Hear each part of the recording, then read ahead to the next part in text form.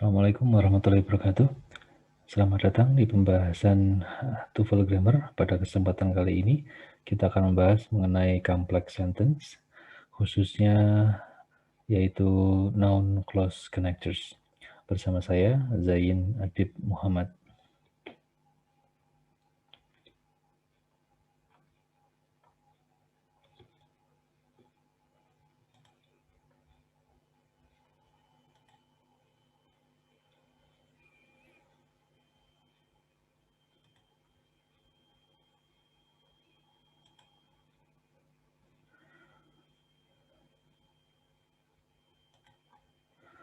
Pada kesempatan kali ini, kita akan membahas 4 skills yang berkaitan dengan noun clause connectors. Pertama, kita akan mengawali dengan complex sentence dan noun clause, yaitu penjelasan singkat mengenai apa itu complex sentence dan noun clause, dan kemudian berikutnya dilanjutkan dengan noun clause sebagai objek dari kata kerja, dan berikutnya adalah noun clause sebagai objek dari kata depan, dan yang terakhir nanti kita akan bahas mengenai noun clause sebagai subjek dari sebuah kalimat. Mari kita mulai dengan bahasan yang pertama, yaitu apa itu complex sentence secara sekilas, dan juga apa itu klausa kata benda atau noun clause.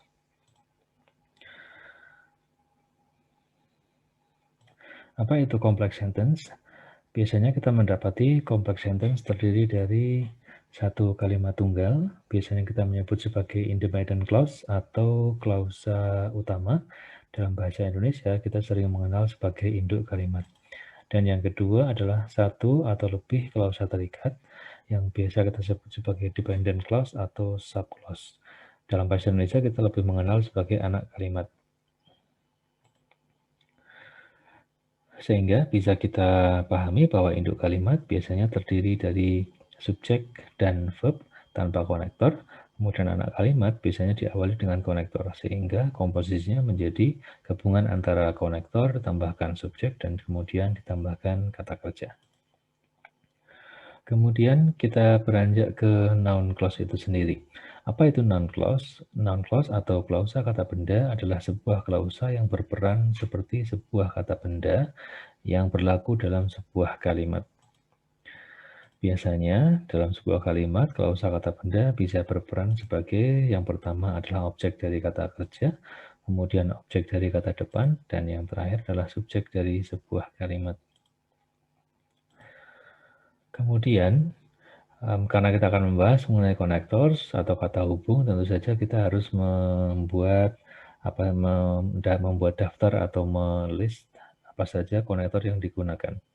Untuk konektor yang pertama, daftar yang pertama adalah konektor what, when, where, why, dan how. Kemudian yang kedua ada kita mendapati whatever dan whenever, dan yang ketiga adalah whether dan if. Yang keempat, yang terakhir adalah konektor that. Baik teman-teman, mari kita lanjutkan ke bahasan berikutnya. Namun sebelum itu, mari kita lihat dulu kembali ke bahasan skill yang di bagian depan. Tadi kita telah menyelesaikan bagian pertama, yaitu penjelasan singkat mengenai complex sentence dan noun clause. Sekarang mari kita lanjutkan ke bagian kedua, yaitu noun clause sebagai objek dari kata kerja.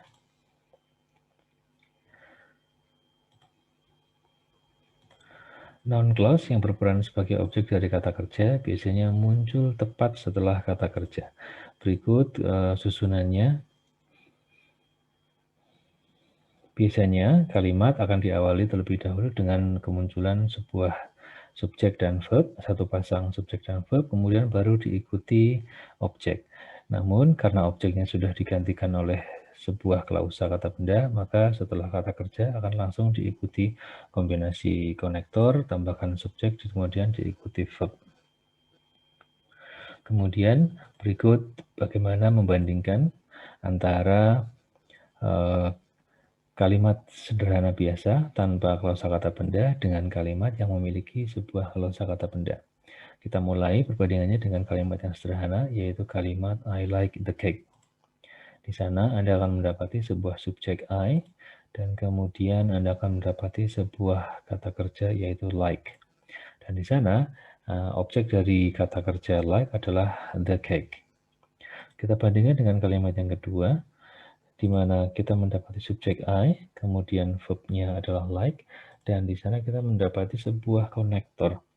Setelah konektor diikuti sebuah subjek you, dan kata kerjanya adalah cooked. Kalau Anda cermati lebih dalam lagi, kalimat yang klausa yang kedua, yang berwarna merah, itu adalah objek dari kata kerja like. Kemudian mari kita bandingkan lebih jauh antara the cake. Di sana kita mendapati the cake itu adalah sebuah frase. Di sini the cake bukan frase, the cake bukan klausa karena dia tidak memiliki sebuah subjek maupun verb. Namun bila kita lihat yang contoh yang kedua, di sana kita mendapati ada konektor, kemudian diikuti subjek dan diikuti kata kerja, maka ini bisa kita kategorikan sebagai anak kalimat atau subclause. Kemudian, mari kita lihat komponen yang lebih mendetail lagi dari klausa kata benda dari kalimat yang sudah kita bahas sebelumnya. Kita menggunakan kalimat yang sama, mari kita analisa. Pertama yang kita lihat adalah yang paling jelas menandakan apakah itu klausa kata benda adalah konektornya. Pertama kita lihat konektor, kemudian kita juga menemukan subjeknya, di sana kemudian diikuti sebuah kata kerja. Bagian ini yang diberi kotak warna hijau adalah sebuah anak kalimat. Kita menyebutnya juga sebagai subclause. Kita juga dalam kalimat tersebut harus memiliki induk kalimat atau main clause. Induk kalimatnya adalah dengan diawali subjek I dan kata kerjanya adalah like. Dan keseluruhannya, objek dari anak kalimat tadi itu adalah menjadi objek dari kata kerja like. Dan secara keseluruhan ini sudah menjadi lengkap, ada induk kalimatnya. Berikutnya yang perlu kita kenali dari bahasan TOEFL Grammar ini adalah tentu saja bagaimana konsep yang tadi barusan kita bahas itu muncul dalam soal TOEFL. Berikut contoh soal TOEFL yang berkaitan dengan klausa kata benda, tentunya di bahasan yang skill yang pertama ini. Ketika untuk mengerjakan soal seperti ini, tentu Anda harus mulai dengan menganalisa komponen kalimatnya. Yang paling sederhana adalah Anda mencari subjek maupun kata kerjanya. Dan konektor bila Anda juga menemukan itu di soal. Mari kita lihat yang pertama. Di sana kita sudah mendapati subjek Hailey. Dan kemudian kita juga mendapati kata kerja predicted. Ini adalah satu rangkaian, tidak diawali konektor, maka ini adalah induk kalimatnya. Kemudian di sana Anda mendapati sebuah konektor, maka di sini adalah awal dari anak kalimat. Biasanya setelah konektor akan diikuti subjek, karena setelah konektor itu adalah bagian yang kosong, tentu saja subjeknya hilang. Pertanyaannya adalah apakah kata kerjanya juga hilang? Maka kita perlu lihat sampai titik. Ternyata sampai titik kita sudah menemukan kata kerja. Oleh karena itu, kata kerja sudah lengkap untuk anak kalimat, namun hilang subjeknya. Maka pilihan jawaban hanya perlu Anda cari subjeknya saja. Kemudian, salah satu triknya untuk mengerjakan soal seperti ini adalah dengan melihat pengulangan yang tidak perlu. Karena kita sudah mendapati kata kerja di soal untuk anak kalimat, maka kalau Anda mendapati kata kerja di pilihan jawaban, maka itu adalah jawaban yang tentu saja salah.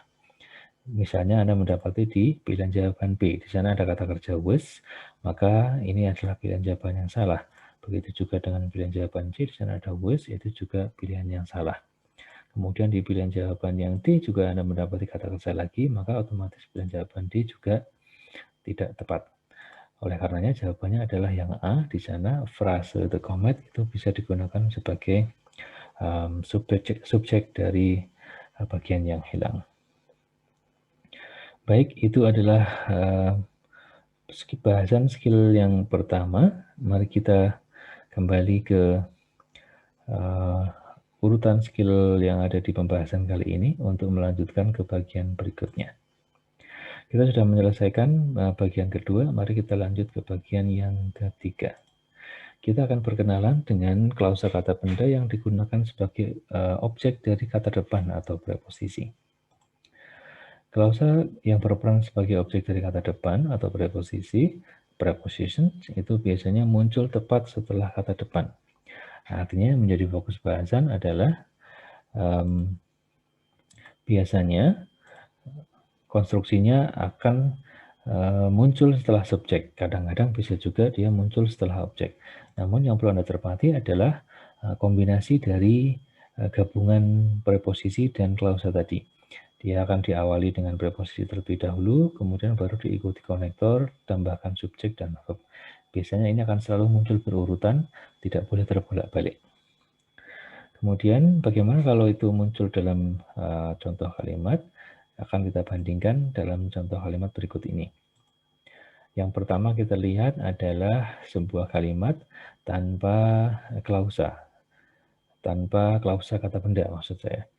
Yang pertama kita lihat, di sana kita mendapati subjek food, kemudian ada kata kerja is. Nah, kemudian di sana mendapati preposisi from, dan di sana objeknya adalah the village. The village itu adalah objek dari preposisi from. Bandingkan dengan kalimat berikut ini.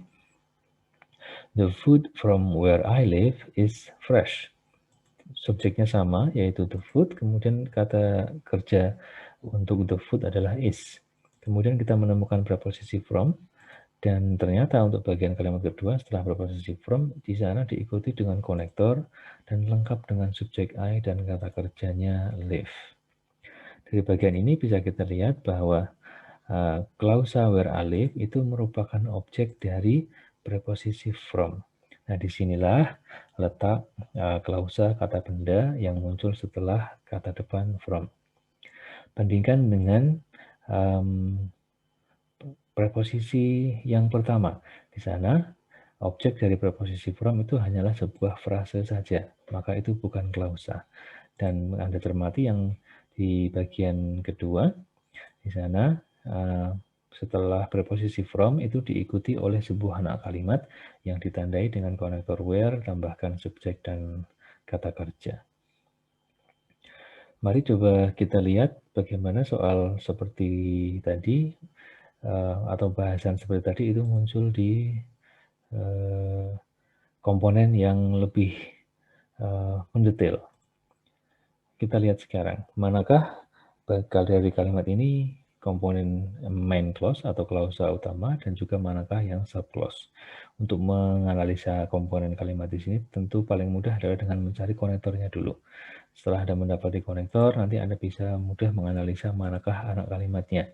Karena setelah itu diikuti ada subjek dan verb, di mana di kalimat ini subjeknya adalah I dan kata kerjanya adalah live. Otomatis di sini where I live, klausa ini adalah anak kalimat atau subclause. Kemudian ini merupakan objek dari preposisi from. Terus bagaimana dengan induk kalimatnya? Induk kalimatnya tentu adalah yang di luar bagian tadi. Subjeknya adalah the food, ini adalah subjek untuk induk kalimat dan kata kerjanya adalah is. Baik, mari kita lanjut dengan melihat bagaimana tipe klausa kata benda seperti ini digunakan dalam soal. Kita punya sebuah kalimat yaitu Minuteman National Historical Park is a monument to where bla bla bla. Untuk mengerjakan soal seperti ini, tentu seperti hal sebelumnya, yaitu Anda harus menganalisa komponen kalimat dari soal di atas. Pertama kita lihat bahwa kita menemukan subjeknya cukup panjang, namun inti subjeknya ada di belakang sendiri, yaitu park. Kemudian kata kerjanya adalah is. Dan ternyata juga di soal kita sudah menemukan sebuah konektor.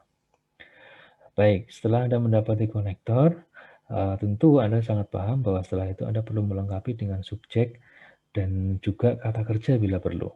Namun karena setelah konektor kita mendapati bagian kosong saja, tidak ada kata lain, maka di sana pasti kita membutuhkan subjek sekaligus kata kerja.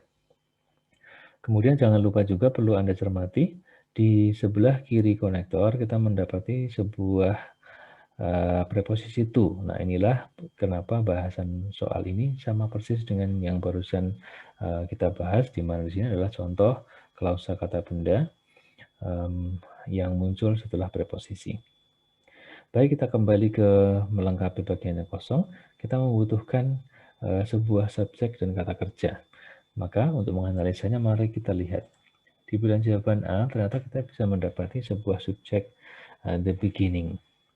Subjek ini bisa digunakan dalam soal, tapi kita lihat apakah pilihan jawaban A juga menyediakan kata kerja. Ternyata di sana tidak ada kata kerja sama sekali, oleh karena itu pilihan jawaban A tidak tepat. Bagaimana dengan pilihan jawaban B? Ternyata pilihan jawaban B malah sama sekali tidak ada subjek maupun verb, maka ini juga salah. Bagaimana dengan pilihan jawaban C? Ternyata kita mendapati subjek di pilihan jawaban C adalah Revolutionary War. Oleh karena itu, ini bisa digunakan. Kemudian bagaimana dengan kata kerjanya? Ternyata kita juga menemukan kata kerja, yaitu begin. Dan kemudian, apakah ini jawaban yang betul? Ternyata juga tidak, karena sebelum kata kerja begin itu tidak boleh ada to, atau sebelum kata kerja ke satu, begin itu tidak boleh ada to. Maka kata to di sini membuat pilihan jawaban C jadi salah. Oleh karena itu, pilihan jawaban yang benar adalah pilihan jawaban D. Subjeknya adalah war, kemudian kata kerjanya adalah begin. Demikian untuk penjelasan klausa kata benda yang muncul setelah kata depan atau preposisi. Baik teman-teman semua, kita telah menyelesaikan bagian ketiga, yaitu klausa kata benda setelah objek preposisi. Mari kita lanjutkan ke bagian yang terakhir, yaitu klausa kata benda yang berperan sebagai subjek dari kalimat.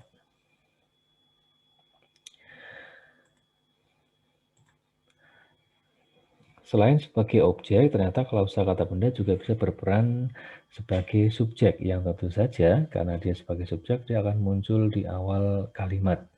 Kemudian susunannya seperti berikut ini.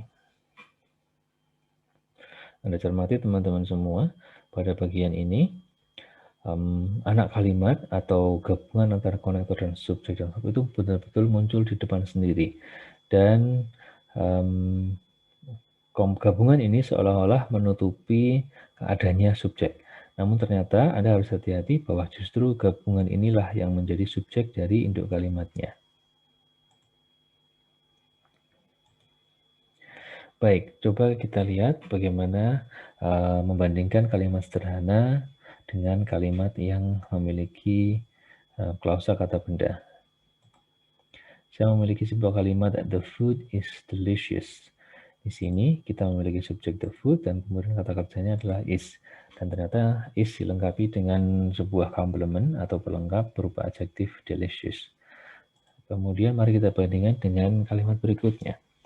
Di sana kita langsung mendapati sebuah konektor, kemudian diikuti subjek you, dan juga diikuti kata kerja.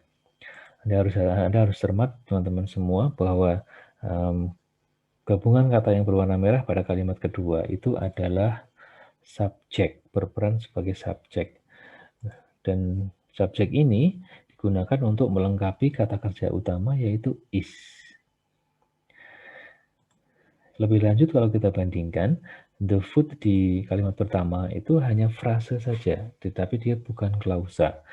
Tetapi di kalimat yang kedua, kita mendapati bahwa subjek dari kalimat itu malah justru sebuah klausa yang terdiri dari kombinasi konektor, diikuti subjek, dan diikuti kata kerja.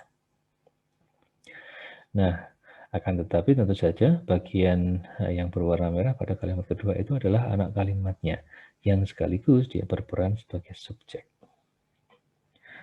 Kemudian lebih lanjut, kalau komponen itu kita pecah antara induk kalimat dan anak kalimat, kita akan mengulanginya lagi bahwa what itu adalah konektor, kemudian you itulah sebagai subjeknya, dan cook itu adalah kata kerjanya.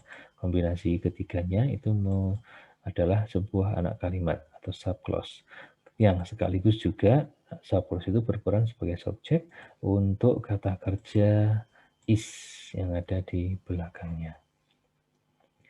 Pola seperti ini juga muncul di soal TOEFL dan sebagian orang menganggap ini adalah soal yang cukup rumit untuk dikerjakan. Namun, mari kita coba belajar untuk bisa membiasakan diri dengan soal seperti ini. Saya punya contoh soal atau kalimat yang sebagian depannya hilang, di mana kalimat itu berbunyi bla bla bla was late, caused many problem. Seperti halnya soal sebelumnya, untuk menganalisa atau menjawab soal ini, kita perlu menganalisa dulu komponen yang bisa kita temui di soal yang ada di soal kali ini. Yaitu kita mendapati dua buah kata kerja, yaitu antara was dengan cost. Tentu Anda akan bertanya-tanya dan mungkin muter-muter bingung, kenapa bisa ada dua kata kerja yang seolah-olah atau bahkan kita tidak mendapati subjek untuk di keduanya. Nah, kalau Anda mendapati ciri-ciri seperti ini, maka yakinlah bahwa ini adalah contoh soal di mana noun clause itu berperan sebagai subjek. Nah, untuk mengerjakan soal seperti ini, maka Anda cukup melengkapi bagian kosong di depan saja, itu dengan komponen konektor dan subjek. Oleh karena itu, di bagian yang kosong, kita cukup melengkapi dengan konektor dan subjek. Maka mari kita lihat pilihan jawaban A sampai D, adakah yang memenuhi itu? Kita lihat pilihan jawaban A, ternyata di sana kita menemukan sebuah konektor that, kemudian tambahkan subjek he. Sementara pilihan jawaban A itu adalah yang paling memenuhi syarat karena lengkap antara konektor dan subjek. Kemudian pilihan jawaban B ternyata hanya subjek saja tanpa konektor, maka pilihan jawaban B tidak tepat. Kemudian pilihan jawaban C di sana malah kita mendapati adverb dan di situ bukan sama sekali yang kita butuhkan untuk melengkapi kalimat. Kemudian di pilihan jawaban D kita mendapati konektor because tanpa subjek, tentu saja ini juga tidak bisa digunakan untuk menjawab soal. Baik, demikianlah penjelasan untuk kesemua bagian skill dari bahasan kita kali ini. Terima kasih sudah menyimak.